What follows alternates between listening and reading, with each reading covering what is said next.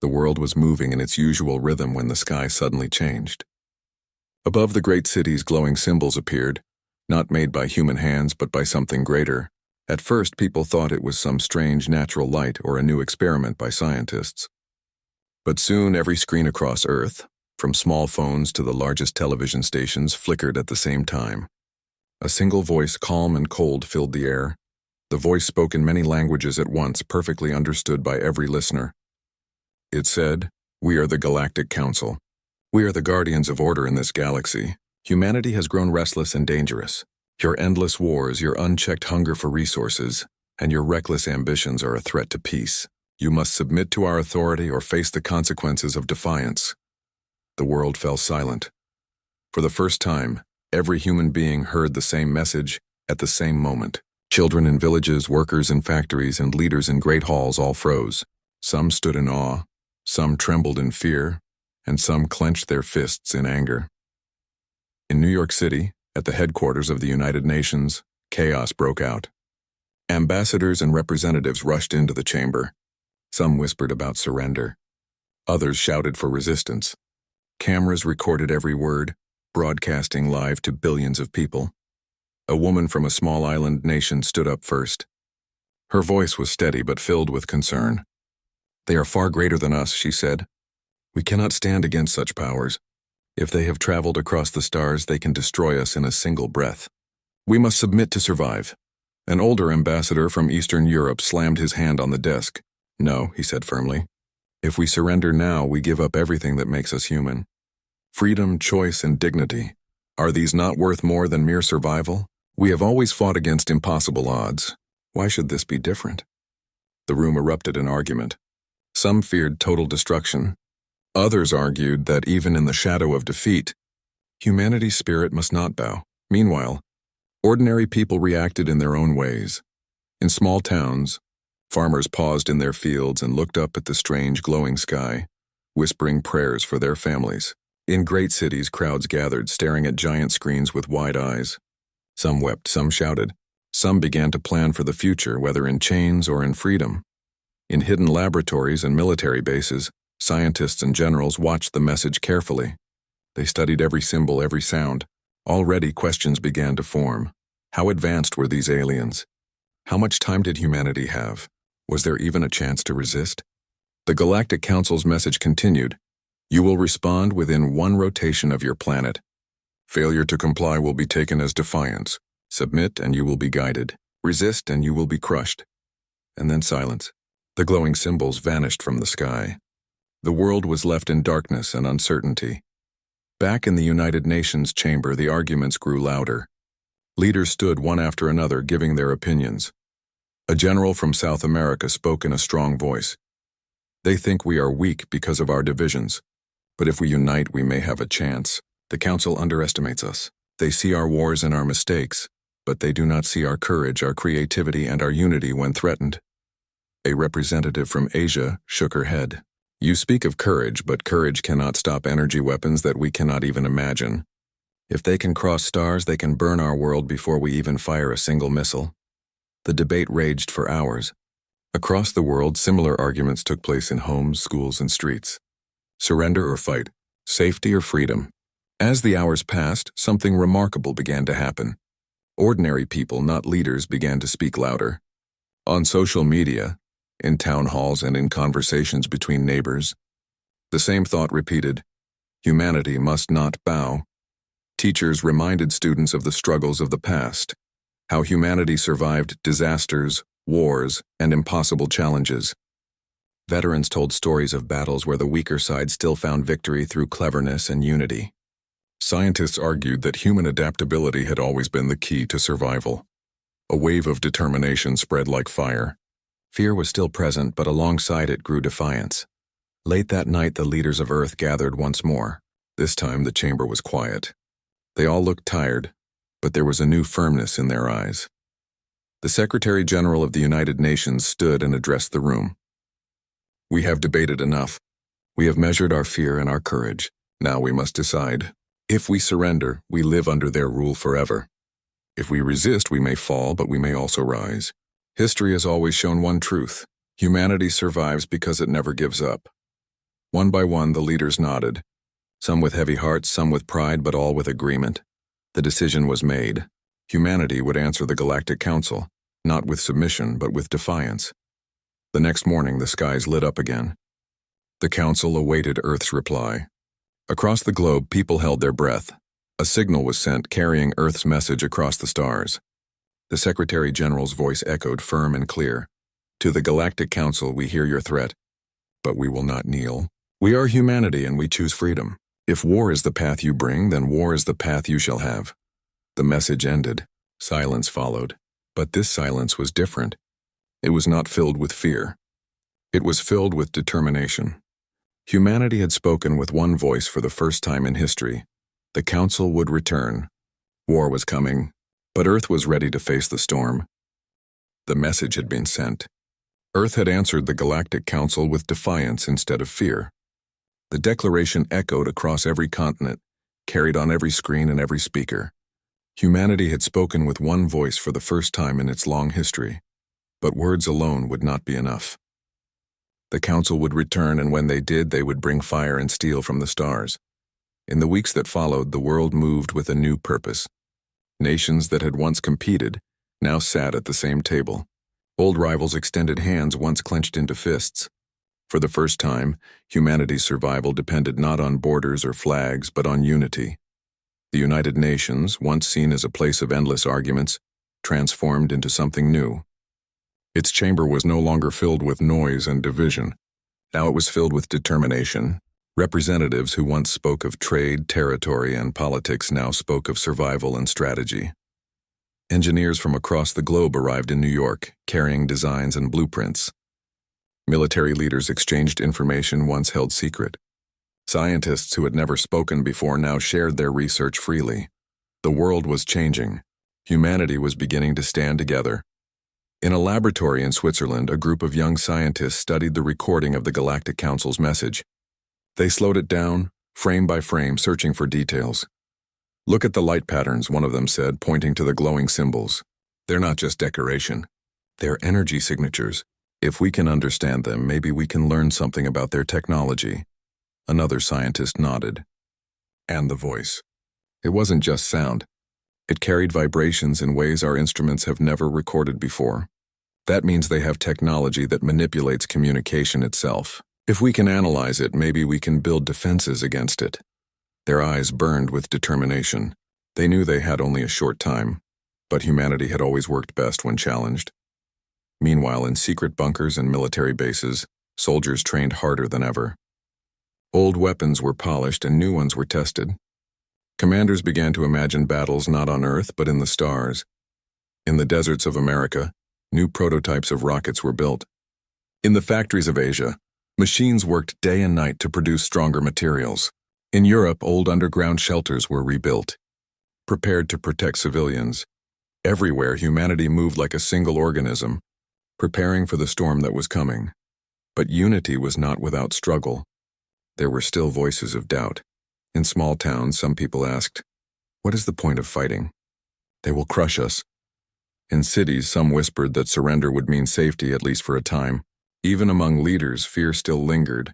Yet each time doubt rose, another voice rose louder. The voice of hope, the voice of courage, the voice of defiance. Stories of human resilience spread quickly. Teachers reminded children of explorers who crossed oceans with nothing but small ships. Veterans told tales of wars where smaller armies defeated empires. Families repeated the words spoken to the Council. We will not kneel. The Council, far away among the stars, observed Earth closely. Their great ships floated in silence at the edge of the solar system, their sensors drinking in every signal. They expected panic. They expected begging. Instead, they saw something that unsettled them. They saw unity. A council observer, an elder with silver skin and eyes like glass, spoke to his peers. These humans are strange. When threatened, they do not scatter. They gather. They do not bow. They build. Perhaps we have underestimated them. But the council leader, tall and cloaked in shimmering light, dismissed the warning. They are still young. They play with machines like children with toys. We are ancient. Our power is greater than their imagination. When the time comes, they will fall. Still, doubt had been planted among them. On Earth, the people worked not only with fear but also with pride. The sense of unity grew stronger each day. In Africa, farmers donated crops to feed workers in factories. In Europe, scientists opened their labs to international teams. In Asia, universities trained students in new sciences at record speed.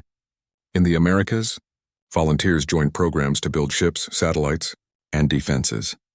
It was as if the entire planet had become one great workshop, one great army, one great family.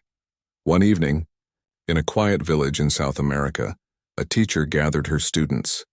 She showed them a small telescope. "Look at the sky," she told them. "Do you see the stars? That is where the council waits. They think we are weak. But you," she touched her students' shoulders gently, "you are the future of humanity. You must learn, grow, and dream. One day, it will be you who carries us to the stars." The children listened with wide eyes. In their hearts, fear turned to determination. In Washington, Moscow, Beijing, and many other capitals, leaders signed agreements. Old enemies shook hands. Weapons once pointed at each other were redirected to the skies. A new alliance was born, not of nations but of humanity itself. They gave it a name, the Earth Defense Unity. Its mission was simple: survive, resist, and if possible, win. Scientists began working on reverse engineering. From the Council's broadcast, they extracted fragments of alien energy. They could not copy it fully, but they learned. They built new shields, new weapons, and new communication systems. At first, the progress was slow. Machines exploded, experiments failed, and prototypes collapsed. But every failure taught them something new. Every mistake brought them closer to success. Humanity's greatest strength had always been its ability to adapt. As weeks turned to months, Earth's skies filled with new machines. Satellites armed with defenses circled the planet. Prototypes of space fighters were tested in orbit. Large stations built from old space programs were expanded into fortresses. The people on Earth watched with awe. For the first time, humanity was reaching for the stars not for exploration alone but for survival. Still, everyone knew the Council would not wait forever. The day of their return was coming. In the United Nations chamber, the Secretary General stood once more before the Assembly. "Brothers and sisters of Earth," he said, his voice strong, "we have chosen our path. We have declared our defiance. Now we must be ready. The Council will come, but when they arrive, they will find not a broken world, but a united one. Let them see our courage. Let them test our strength. Let them know that humanity does not fear the future." The chamber erupted in applause.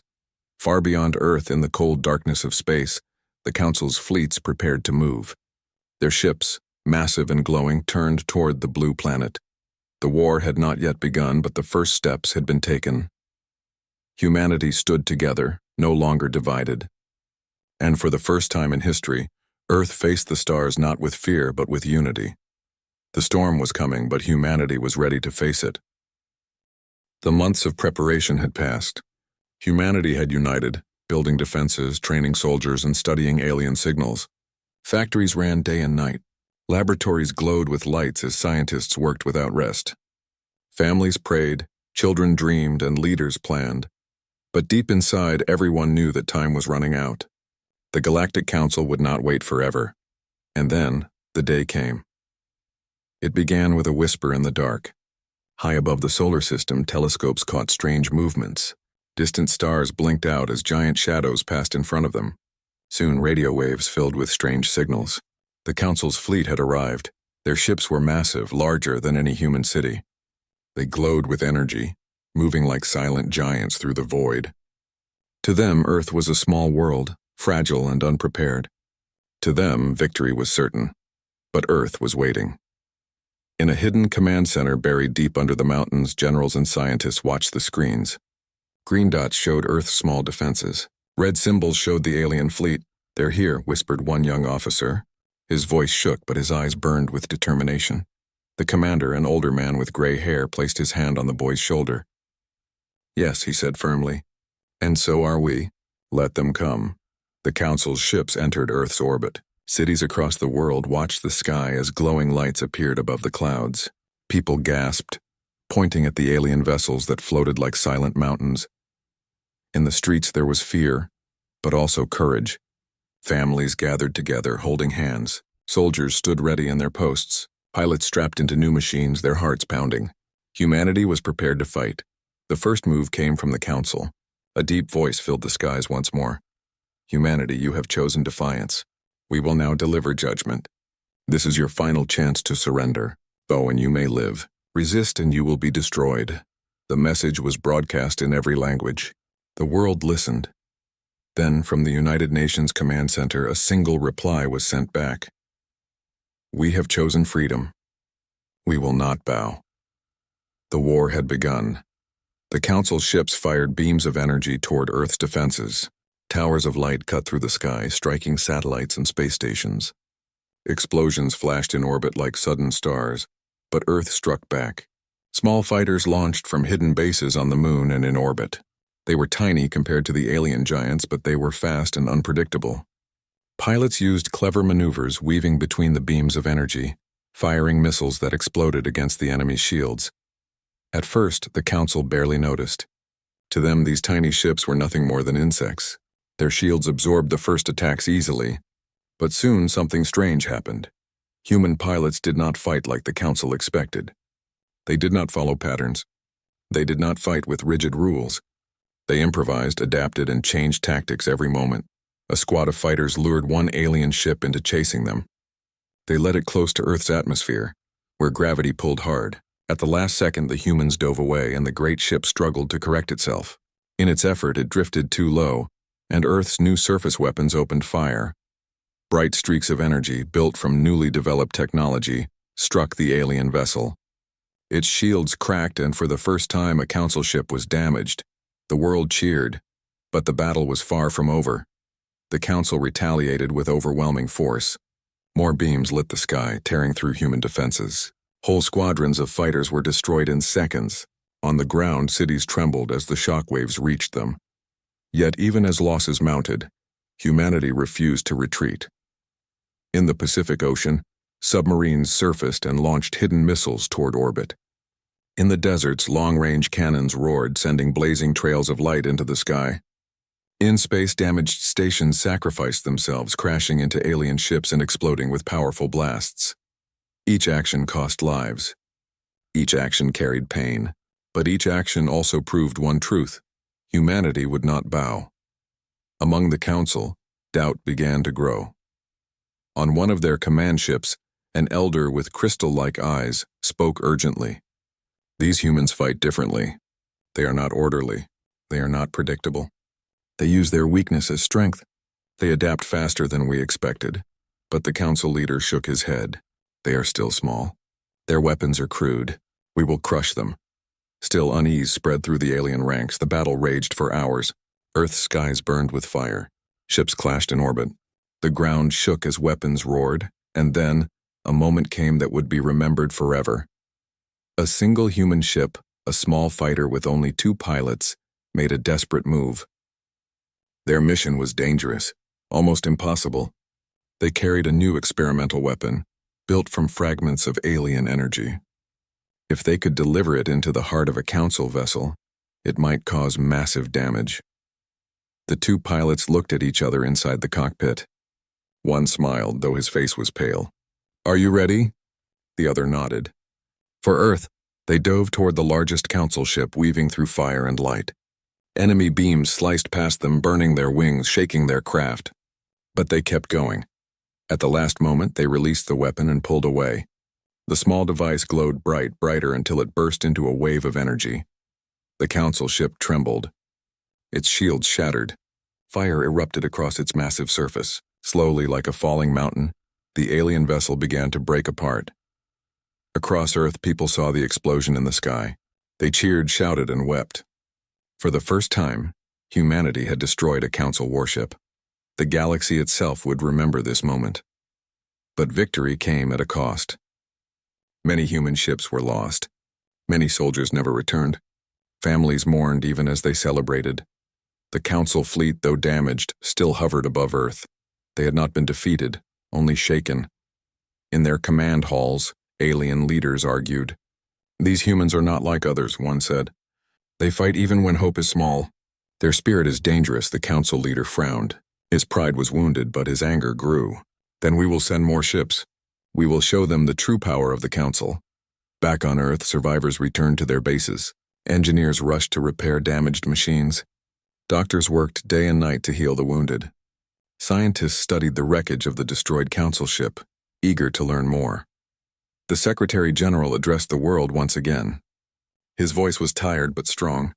Today we have faced the Council's wrath. Today we have suffered, but we have also shown them who we are. We are humanity. We are not insects to be crushed. We are fighters. We will adapt. We will endure, and one day we will win. The people listened, their hearts heavy yet hopeful.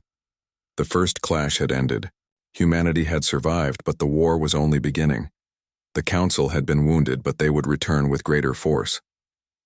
Humanity had lost much, but they had gained something priceless, proof that the Council could bleed.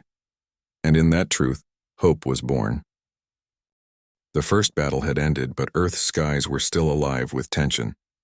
Humanity had survived the initial strike of the Galactic Council, but everyone knew the enemy would not stop. In the command center under the Rocky Mountains, generals and scientists gathered around glowing maps of the solar system. Red symbols marked Council fleets still lingering near Earth's orbit. Blue symbols marked human defenses and allied satellites. The room was quiet except for the low hum of machinery. Every eye was fixed on the screens, watching, calculating, planning. A young strategist, barely 25, pointed to the maps. The Council still holds most of the outer planets, she said. If we only defend Earth, they can cut us off from the rest of the solar system. We need to strike to push them back. An older general frowned. Strike at their ships outside Earth's orbit? That is dangerous. We have limited resources. One mistake and we lose everything. The strategist shook her head. They will not wait for us. If we do not act, they will control the space around us and make future battles impossible. We must take the fight to them. Her words were bold, but the truth in them could not be denied. Humanity had to adapt or be destroyed. Meanwhile, across the galaxy, smaller alien species watched the Council's fleet with unease. Many had suffered under the Council's dominance for centuries, quietly resentful of their strict rule. Now, seeing humanity fight with courage and cunning, some began to wonder if rebellion was possible. In a distant star system, a council of alien elders whispered among themselves. Perhaps these humans are different, one said. They have something the Council does not understand. Spirit, adaptability, courage. Another nodded. If we aid them, we could strike a blow against the Council. But can we trust them? Trust was a difficult word in the galaxy, but some species made the choice to act. Quietly, they prepared to join the fight. Back on Earth, preparations began for humanity's first strike beyond the solar system. Engineers worked on massive warships designed to carry advanced weapons and fast fighters. Scientists experimented with alien technology recovered from the first battle, learning its secrets and combining it with human ingenuity. In orbit, space stations were retrofitted as mobile command centers. Pilots trained in zero gravity, mastering maneuvers designed to exploit Council weaknesses. Every simulation, every test pushed humanity closer to readiness. For the first time, humans were no longer defending, they were going on the offensive. The first expedition fleet, composed of human ships and a few secretive alien allies, launched quietly from hidden bases on the moon. Satellites guided them through the void. Engineers monitored energy consumption, weapon systems, and shield strength. On board one of the largest ships, Captain Lena Morales stood before her crew. Her voice was firm yet calm. This mission is dangerous, she said. We are small against the Council, but we are clever, determined, and united. We strike not only to survive, but to show them that humanity cannot be crushed. Remember your training. Trust your instincts, and above all, fight for each other. The crew nodded, their faces serious but resolute. The fleet moved beyond the moon and into deep space, leaving Earth as a bright blue jewel behind them. Stars stretched endlessly and darkness seemed infinite, but humanity pressed on, ready to face the Council where few had ever ventured. Their first target was a Council outpost orbiting a distant asteroid. From this location, the Council monitored much of the outer solar system. Destroying it would disrupt their control and buy humanity precious time. As they approached the outpost, sensors detected dozens of Council ships guarding it. The aliens had expected resistance and were ready. Bright beams of energy sliced through the void, warning the human fleet of their presence. Captain Morales gave the order, split formation. Use the asteroid for cover. Fire only when they are distracted. This is our first test. The human ships moved like shadows, weaving around the asteroid, dodging beams and returning fire. They used tactics the Council had never seen, unpredictable maneuvers, small groups splitting off to attack from multiple directions, and sudden feints that drew enemy ships into traps. The first few skirmishes were tense. Human fighters were fast but fragile. One ship was destroyed almost immediately, exploding in a shower of sparks. But each loss taught the fleet something new. They adapted in real time, changing formation, adjusting shields, and coordinating attacks with unprecedented precision. Suddenly, the Council outpost fired a massive energy wave intending to wipe out the human fleet. Captain Morales gave a single command. Engage the auxiliary thrusters. Split the fleet into two groups. Use their momentum against them. The maneuver worked. The Council's wave overshot the main human ships, leaving openings for attack. Fighters swooped in, striking at weak points in the shields. Missiles exploded against the hull, causing critical damage. Within hours, the outpost was destroyed. Humanity's first offensive strike had succeeded. News of the victory spread quickly. Across Earth, people cheered. In small towns and great cities alike, children danced, adults hugged, and soldiers smiled despite exhaustion. Humanity had taken the fight to the stars, and they had won. But celebration was tempered with reality. The Council fleet was still vast. The war was far from over. Humanity had shown courage, but the battle was only the beginning. In the Council's chambers, alarm spread. They have destroyed an outpost, one elder said. They are stronger than we believed. Their unpredictability is dangerous. The leader of the Council stood tall and radiant, his voice echoing through the hall. Prepare more fleets, he commanded. Humanity is clever, yes. But cleverness cannot defeat power. Crush them. Show them that resistance is impossible. The Council's anger grew, but so did their respect for humanity's spirit, a dangerous combination for Earth. Meanwhile, human strategists used the momentum to expand alliances. They reached out to alien species who had quietly watched humanity's rise. Some species provided ships, others shared technology, and a few offered intelligence on the Council's weaknesses. Human pilots trained alongside these allies, learning from each other. Different languages, different ways of thinking, even different shapes and sizes, all combined into a single force united in purpose. For the first time in galactic history, humanity was not alone. The Council had awakened a coalition of the oppressed. Despite the victories, the war had a heavy cost. Many human ships were lost. Crews who had trained for months never returned. Families mourned, while others prepared to step into the void in their place. Each loss was felt across the planet, but humanity refused to falter. From the cities to the countryside, people worked harder. Factories ran continuously. Scientists pushed the boundaries of technology. Engineers repaired ships in record time. Humanity's spirit had become unstoppable. In orbit, Captain Morales and her crew rested briefly. They gazed down at Earth, a glowing blue gem surrounded by stars. We've done well, she said softly. But this is only the start. The Council will return with more fleets. We need to be ready. Her co-pilot nodded. They'll learn soon that humanity does not fight like others. We don't just survive. We adapt, we endure, and we will not give up. The stars stretched endlessly before them. The galaxy was vast, full of dangers, but humanity had begun to prove that cleverness, courage, and unity could challenge even the oldest and strongest powers. Back on Earth, leaders held meetings every day.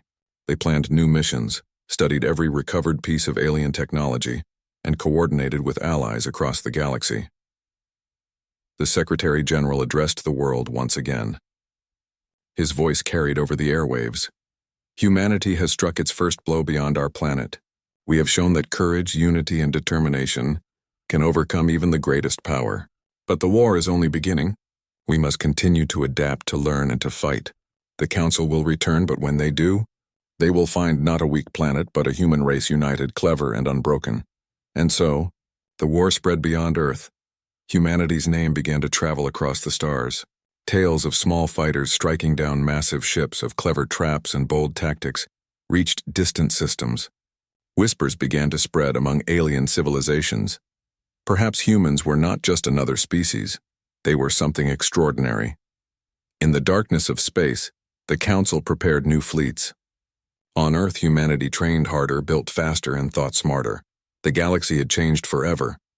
Humanity was no longer a passive planet to be crushed. They were a force to be reckoned with. The war had raged across the stars for months. Humanity had struck bold blows, survived fierce attacks, and won the hearts of allies from distant systems. Yet despite every victory, one truth remained clear. The Galactic Council would return with its full power. The people of Earth could feel it. In every city, every village, every space station, the tension was palpable. The Council's fleets were enormous. Their ships stretched like mountains across the void, and their anger had grown with every defeat. But humanity did not tremble. Not anymore. In the massive command center beneath the Rocky Mountains, leaders gathered to plan the final stand. Maps of the galaxy glowed across every wall. Symbols marked fleets, outposts, and the positions of every ally. Engineers, scientists, and generals worked side by side, their voices calm but determined. A young officer spoke, pointing to the Council's largest fleet approaching the outer planets. They will attack with everything they have. If we do not meet them head-on, they could surround Earth and destroy our defenses in a single strike. Captain Lena Morales, now a seasoned leader after countless battles, nodded. Then we meet them. Not just to defend, but to fight for the galaxy. We have allies. We have courage. We have unity. This is our moment. The room fell silent. Every human present felt the weight of the coming battle. In orbit, humanity's fleets were ready. Fighters lined up in formation, their hulls polished and weapons charged. Massive ships, larger than cities, stood ready to support the small, fast vessels. Engineers made final checks, ensuring shields were at full strength. On Earth, families watched the skies. They knew their loved ones were in space, preparing to face unimaginable dangers. And yet a sense of pride filled their hearts. Humanity had never faced such odds before, and yet they were ready to fight. The Council arrived in force. Their armada stretched across the blackness of space, casting shadows that seemed to darken the stars themselves. Thousands of ships, each more massive than the largest human vessel, moved with frightening precision. A deep, resonant voice filled space channels across Earth and the fleets. Humans, your defiance has reached its limit. Submit and you may live. Resist and you will be destroyed. Captain Morales adjusted her controls, her hands steady. She looked at her crew. Response, she said. A single message was sent across the void. Humanity's answer was clear, firm, and unwavering. We are humanity. We do not bow. We fight for freedom. The battle began with a flash. Council ships fired massive energy beams, slicing through space with deadly precision. Human shields flared as explosions rocked the smaller vessels. Fighters darted in and out, weaving between beams and returning fire. Human strategy was different from what the Council had faced before. Instead of direct attacks, they used speed, agility, and clever tactics. Groups of ships split off to attack weak points in the enemy lines, while others acted as decoys, drawing the Council into traps. The Council had power, yes, but humanity had ingenuity. On the battlefield, pilots performed daring maneuvers that seemed impossible. One human squadron led a massive Council cruiser into a dense asteroid field. Beams ricocheted off the rocks, and the cruiser's shields weakened as it struggled to navigate. Missiles fired from hidden ships found their marks, and a bright explosion tore through the Council vessel. Cheers erupted on Earth when news of the strike reached the planet. Humanity had done it again. They had damaged a ship that was supposed to be unstoppable. But the Council was relentless. New ships joined the fight, moving faster and firing more accurately. Entire sections of the human fleet were destroyed. Explosions lit the void, each one a reminder of the danger they faced. Still, humanity adapted. Shields were reinforced, formations changed, and fighters coordinated with allies from distant systems. Every loss was a lesson. Every mistake was corrected. Humanity learned faster than the Council expected. In the midst of battle, Captain Morales received a report. Admiral, we have detected a weak point in the Council's flagship, the officer said. If we target it, we may cause significant damage. Morales' eyes narrowed. Prepare the strike team. This is our chance to turn the tide. A small elite squadron of fighters, Pilots who had survived every battle and adapted faster than anyone else, prepared for the mission. They were fast, skilled, and fearless. Their target was the heart of the enemy fleet. As the squadron approached, the Council noticed. Massive energy beams targeted them, cutting through space with deadly accuracy. Explosions rocked their ships, shaking their hulls. Yet the pilots pressed forward, weaving through fire and maneuvering with unbelievable skill. Finally, they reached the flagship. With precision, they fired their weapons at the weak points identified by the strategists. Energy surged and exploded, cracking the massive ship's shields. Fire spread across its surface, and for the first time, the Council's greatest vessel was visibly damaged. Across the galaxy, the Council paused. Even the oldest, most powerful leaders could not believe what they saw. Humans, small and fragile compared to their fleets, were capable of such cunning and bravery.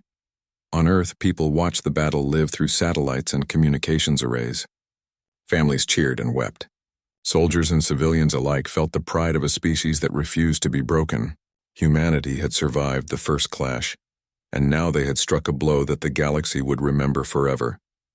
But the battle was not yet over. The Council regrouped, furious and more determined than ever. They began a final, coordinated assault designed to crush humanity completely. The Earth Defense Unity prepared for the ultimate fight. Pilots, engineers, and strategists coordinated across every platform. Alien allies joined the battle, lending ships technology and intelligence. Humanity had become more than a single planet. It was a coalition of courage, skill, and ingenuity. Captain Morales spoke to her fleet one final time before the decisive engagement. Today we face the greatest challenge we have ever known. The Council believes they are stronger than us. They think fear can control us. But they are wrong. We fight not just for survival, but for freedom, for our future, and for the galaxy itself. Let them see humanity's strength. Let them know that we do not bow. Let them remember us forever. Her words echoed through the fleet, and every pilot, every soldier, and every crew member felt their hearts fill with courage. The final clash began. Explosions lit the void. Fighters darted between colossal ships. Shields flared as energy beams collided with human ingenuity. The battle was chaotic, brutal, and unrelenting. Humanity's tactics were unmatched. Small groups attacked where the Council least expected. Decoys lured the enemy into traps. Pilots used gravity, asteroid fields, and even the Council's own weapons against them. Every action was precise, calculated, and unpredictable. In the midst of battle, a massive explosion shook the flagship. Pilots and crews held their breath as reports came in. The Council's command structure was failing. Their ships, massive and powerful, began retreating. For the first time, humanity had forced the Council to withdraw. The galaxy held its breath, watching as the alien fleet pulled back, wounded and defeated. On Earth, cheers erupted. People ran into the streets, waving flags, hugging strangers, and celebrating a victory that was more than just survival. Humanity had faced the impossible and had not only endured, they had triumphed. The Secretary General addressed the planet. His voice carried over every communication channel. Today, humanity has shown the galaxy who we are. We have fought against the greatest power in the stars. We have endured, we have adapted, and we have triumphed. Let this be a message to all who would seek to oppress or threaten us. We are humans and we do not kneel. We fight for freedom, for unity, and for the future of all who value life. Across the galaxy, whispers spread among alien civilizations. Stories of human ingenuity, courage, and determination inspired those who had been oppressed. The Council, once thought invincible, had been forced to retreat. Humanity had become a symbol of hope, a beacon for all who dreamed of freedom. Captain Morales looked at the stars from her ship, now hovering safely above Earth. The battle was won, but she knew the future would hold new challenges. Yet for the first time, humanity had proven something undeniable. They could face any odds and endure. Her co-pilot smiled. "We did it," he said softly. Morales nodded. "Yes, and this is only the beginning. Humanity will continue to grow, to explore, and to inspire. Let the galaxy remember today. Earth stands united, and we will never bow." The war was over for now. The Council had been pushed back. Humanity had survived the storm and emerged stronger, wiser, and united. Across the stars, a new chapter began. One where humans were not just a small planet in a vast galaxy. They were a symbol of courage, ingenuity and unbreakable spirit, and Earth, glowing blue against the infinite darkness of space, stood as a reminder to all: humanity fights for freedom and it will never kneel.